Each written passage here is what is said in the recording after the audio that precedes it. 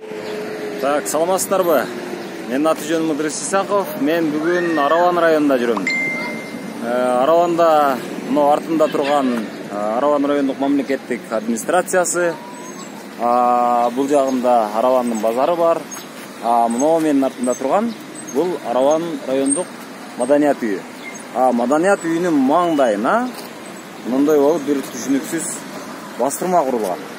Эми ушул бастырмадан мындай карасаңыз, андан нарагында жалаң ошо базар көрүнөт, бирок базарга чейин кичинекей чакан эс алуучу бага бар окшойт.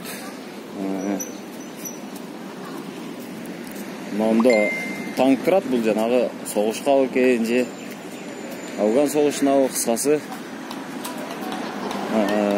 эстелик экен. Бирок ушулардын баардыгына жанагы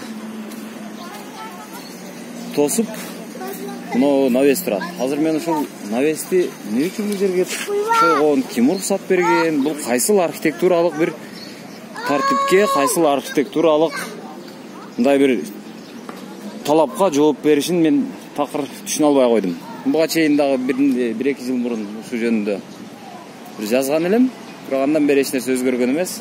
Азыр акимине кирип мен аким менен дагы ушул темада сүйлөштүм, бирок ал бул жер мурда берилип кеткен, анан бул жерге кооз ушундай имарат салам деп жүрөт жаңы кожоюн дейт. Кооз салмактан керемет кылып салган күндө дагы могу маданият үйүнүн эмесин кандай кылат булар? Маданият үйүнүн маңдайын тосуп кала береби?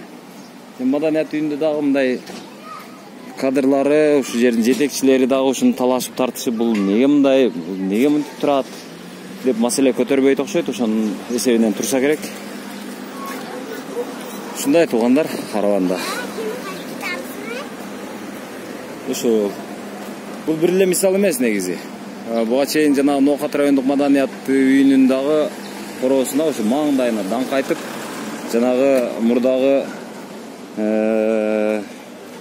Жогорку кеңештин спикери Тагай Айтыбай Тагаев деген бар.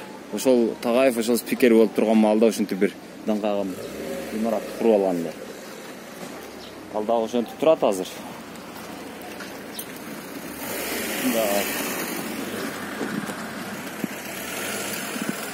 Анда эч ким азыр буза албай турушат.